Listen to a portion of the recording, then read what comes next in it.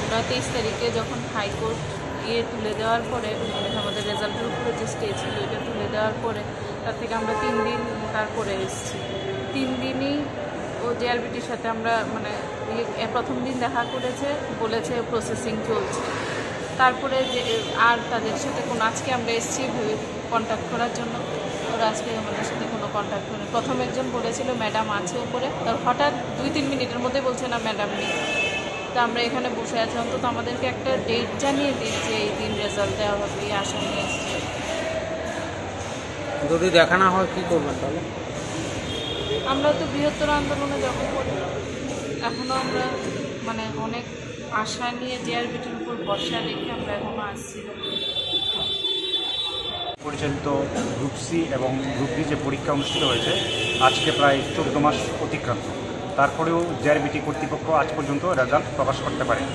এবং আপনারা ইতিমধ্যে জানেন যে আমাদের এই জেআরবিটি নিয়ে উচ্চ আদালতে একটা মামলা হয়েছিল এবং গত 23শে আগস্ট মাননীয় উচ্চ আদালত থেকে আমাদের এই রেজাল্টের উপরে যে স্টে অর্ডার ছিল স্টে অর্ডারটা উঠিয়ে দেয়।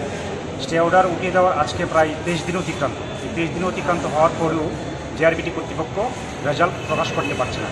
আজকে আমরা এখানে মূলত মিলিত হয়েছি, আমাদের আবেদন বা দাবি থাকবে জেআরবিটি কর্তৃপক্ষের কাছে উচ্চ আদালত যে নির্দেশ দিয়েছে এই উচ্চ আদালতের নির্দেশ পালন করে ইতিমধ্যে যাতে আমাদের রেজাল্টের দিনক্ষণ ঘোষণা করে। এবং আমরা এই 23 তারিখ স্টে অর্ডার ওঠার পর থেকে গত 26শে আগস্ট এবং 29শে আগস্ট এবং গত মাস 9 তারিখ আমরা অফিসে লেটার দিয়েছি এবং আজকেও আমরা এই লেটার শুরু করেছি যাতে আমাদের দিনক্ষণ ঘোষণা করে। আমরা চাই হাইকোর্ট থেকে যে অর্ডার দিয়েছে, যে নির্দেশনামা দিয়েছে রেজাল্ট প্রকাশ করার জন্য, হাইকোর্টের নির্দেশ যাতে জেআরবিটি কর্তৃপক্ষ পালন করে, আমাদের যাতে ইতিমধ্যে রেজাল্ট প্রকাশ করে।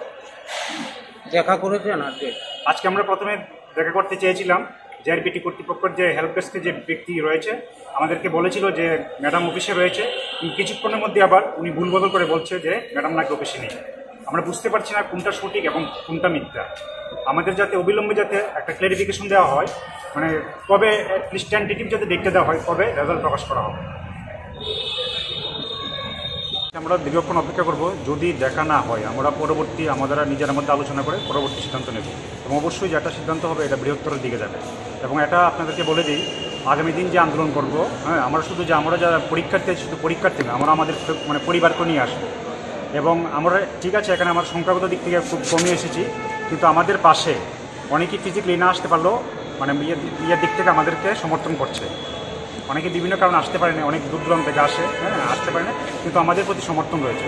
এবং আরেকটা বিষয় উল্লেখযোগ্য যে বিষয়টা আপনারা জানেন, গত এই মাসের 7 তারিখ এই যে 10,323 ওরা সাংবাদিক সম্মেলনের মাধ্যমে বলেছে ওরাও আমাদের পাশে আছে এবং ওরা মানে সরকারের কাছে আবেদন করেছে যাতে জেআরবিটির রেজাল্টটা অতিলম্বে প্রকাশ করে বেকারদের চাকরিগুলো দেওয়া হয়।